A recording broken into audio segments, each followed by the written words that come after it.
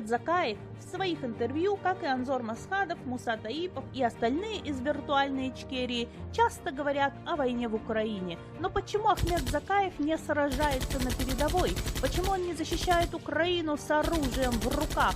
СМИ сообщают, что ичкерийцы спасли кадыровца. Украинцы взяли кадыровца в плен. И что же произошло?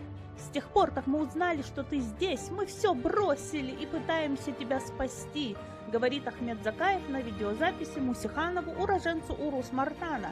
Мусиханов воевал на стороне российских войск.